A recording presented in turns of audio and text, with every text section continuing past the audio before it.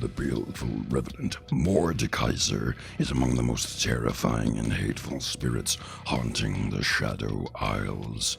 He has existed for countless centuries, shielded from true death by necromantic sorcery and the force of his own dark will. Those who dare face Mordekaiser in battle risk a horrific curse. He enslaves the victims' souls to become instruments of destruction.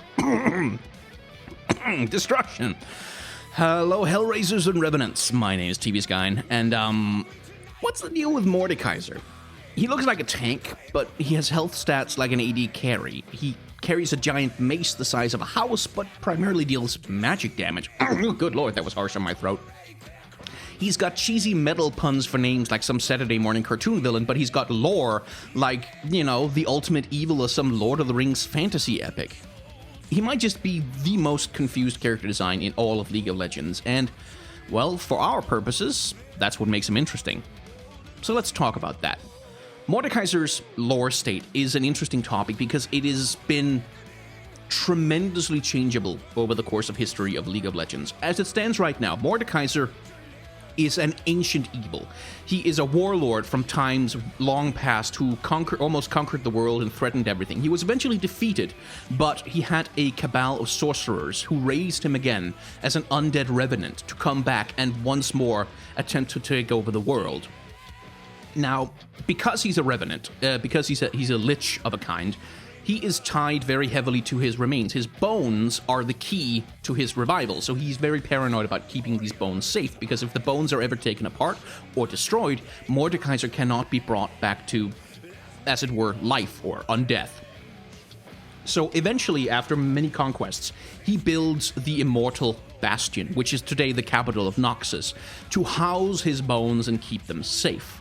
And he thinks himself completely protected because he has tons of loyal servants, he has this giant fortress, everything's fine. So when a last alliance of many various peoples from across the world of League of Legends marches on the Immortal Bastion, Mordekaiser just goes out and fucking fights them because he can't be killed, he's undead, he's immortal.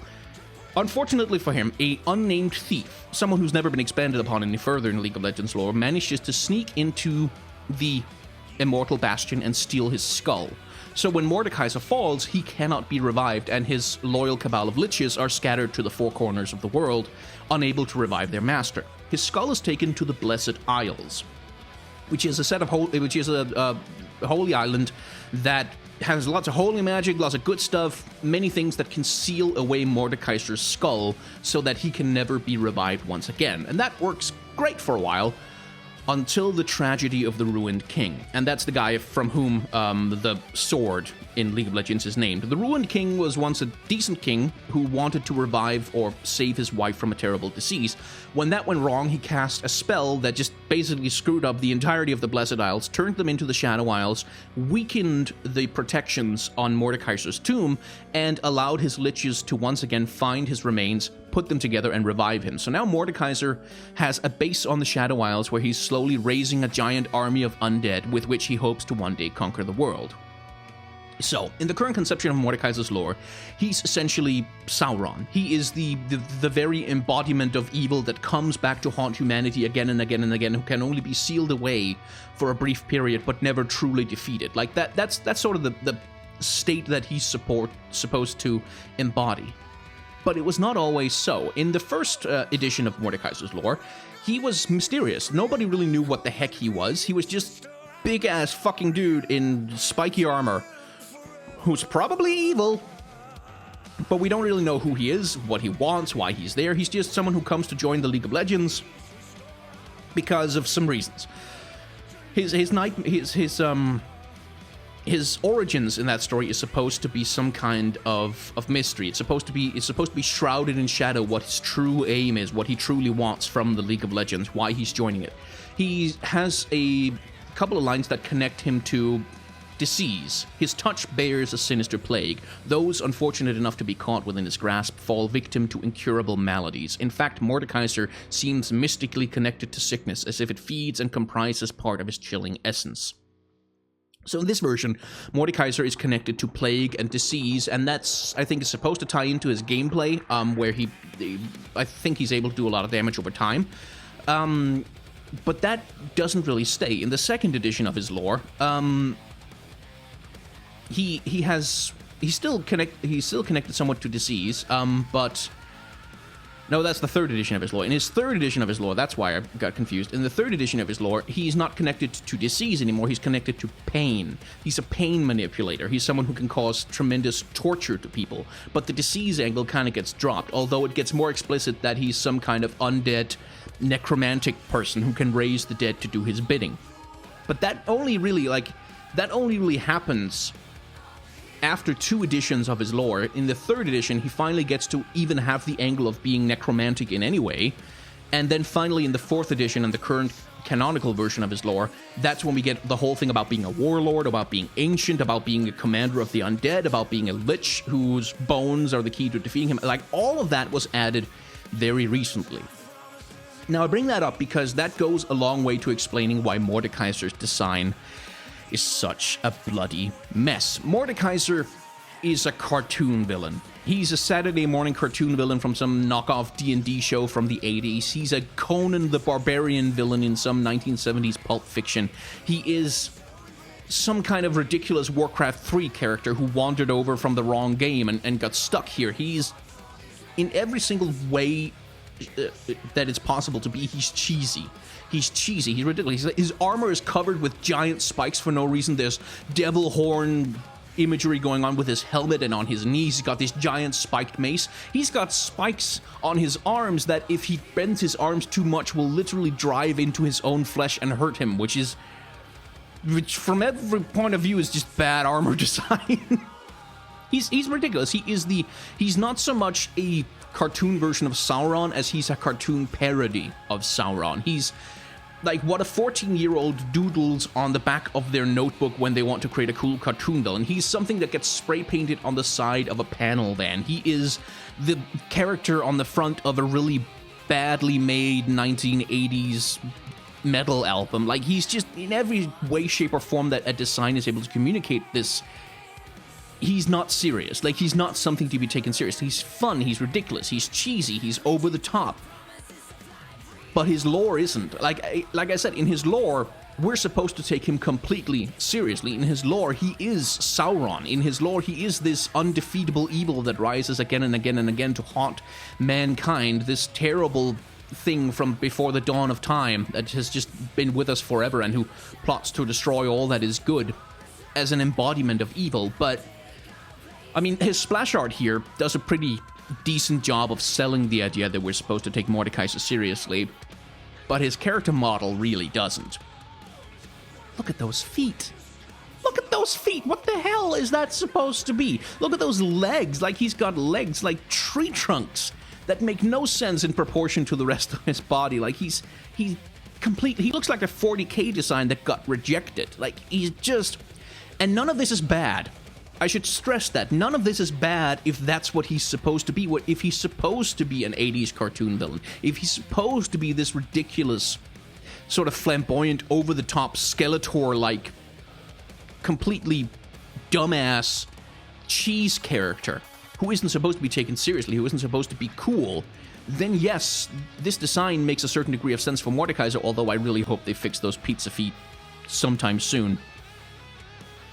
But the trouble is, it's not. We're supposed to take this guy seriously. We're supposed to consider him the master of all evil in the game, and it just doesn't work. And this extends even into, like, his ability names came along a long time before the whole evil overlord thing came along, which is why he has ridiculous cheesy metal puns for ability names.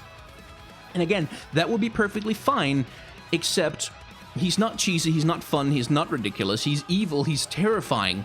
So giving him a name like calling his passive Iron Man and Children of the Grave and whatever else the references are, it's just Mace of Spades? Really? Mace of Spades? It's completely and utterly confused, and this characterizes Mordekaiser in every aspect of his design. He's just confused. He doesn't know what he wants to be. He looks like a tank.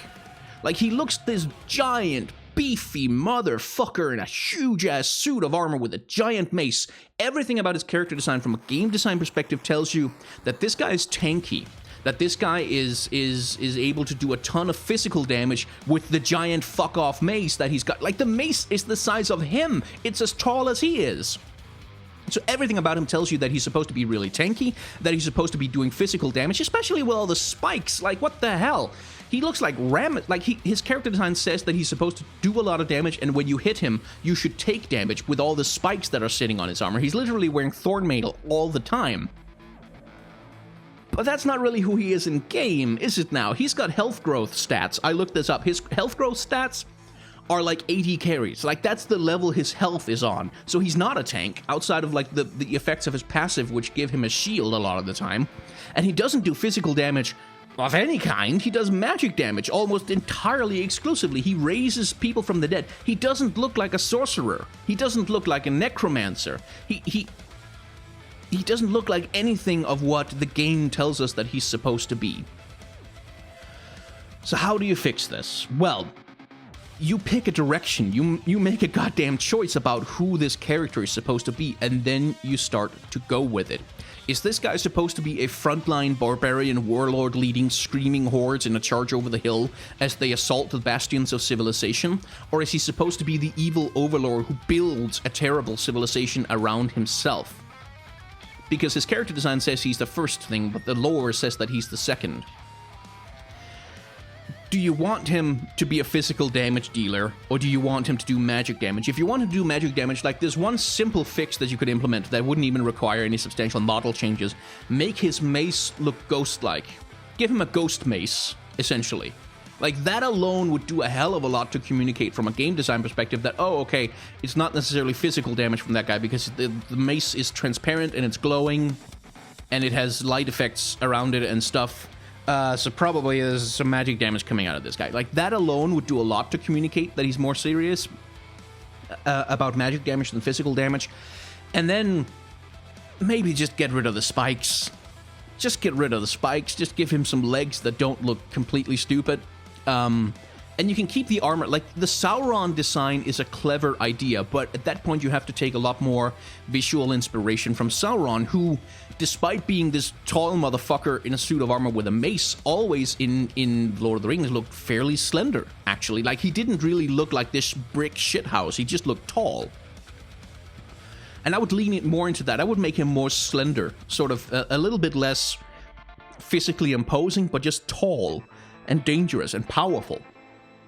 And I would do stuff like highlighting his hands. Like, his hands right now are just this big fuck-off mess of a thing that's... It's just a big chunk of metal that hangs on the end of his arm. What I might do is I might give him... It can still be gloves or gauntlets or something like that, but something that, like with Sauron, that highlights his hands, like long, spiky, slender fingers that can be used to sort of communicate the idea that this guy does magic stuff with gestures and shit like that. There's a lot you can do to fix him, but... the basics that it comes down to is pick a goddamn direction. Pick an idea of what this guy is supposed to be, and then actually design him to fit it, because the lore retcon, from the beginning his lore was kind of weak and didn't really tell us anything about him. But the lore retcon that he got, where he was the former master of the Immortal Bastion, he's supposed to be this ancient sorcerer king, that was a poor decision. Like, I would have gone, he's an ancient warlord who is not the guy who's in charge, but he's been revived by this cabal of liches over and over again to be used as an enforcer. Like, he's not the power behind the throne, he's just the dude who's out in front swinging the mace around. Not the sorcerer king overlord smart guy who plans all the stuff, but just the dude who likes to go out in front and smash things. Like, that's because that's what his character design says. And then, for the love of God, just make him do physical damage. Just make him do physical damage. Like, you can still give him all the same spells, just make them do physical damage instead, because it's ridiculous to have a character with a weapon that is the size of himself, while he himself is also the size of a brick shithouse, and then have him do magic damage. Like, I often don't comment on game design, but just from a visual communication perspective, something has got to give. And I think, frankly, it's just easier to shift the damage numbers over to physical damage instead of having him rely on AP. I mean, I don't know, that might break the balance of the game completely. Like, I don't know if that's feasible from a balancing perspective, because I'm not a balance designer, but from a visual perspective, you can't make this guy a mage. You just can't, because everything about him says that he is profoundly not a sorcerer. Everything about him says that he's profoundly not a magic caster. Everything about him says that he likes to hit things with a giant mace to kill them. Yeah, so I got a little heated in this one, but Mordekaiser, I've gotten a lot of requests for this guy, and it makes sense, because Mordekaiser is truly just the most confused, weird, unbalanced character design in all of League of Legends. Anyway, I think that's about all I have to say about the guy. My name's been TV Sky. If you are so inclined, you can support this channel on Patreon, and that helps me out a heck of a lot, actually. So thank you very much to the supporters who are scrolling out on the left side right now, who are helping me out. By this time next month, I suspect that list is going to be a little bit longer, because people have actually been really generous to me, which I'm very thankful for. But once again, I want to reiterate, if you can't, or if you aren't willing to, or if it's just not an option for you to support on Patreon, never ever feel bad about that, because I get messages every once in a while from people who feel bad about not supporting the channel on Patreon, and don't ever feel bad about that, because like I'm a freelance artist. I know what it's like. Money is not always easy to come by. Don't feel bad about it. Just watch the videos. That's enough. Share them with your friends if you want to. If you think they're good, then you can do that. But never feel bad about not being able to give on Patreon. If you want to leave a comment down below, you should feel very free to do so. There's a like button that you can click. And I've heard legends that in the long ago times, before the reckoning of man, a dislike button was forged in the fires of Mount Doom. And after many terrible battles, it fell out of history until one day, finally, it was ready to re-emerge in the light of day. Now it only looks for a host to carry it back to its true maker. Sauron, the Lord of Darkness, in the land of Mordor, where the shadows lie. So, you should probably not click it, because that sounds like a whole deal. Thank you very much for watching.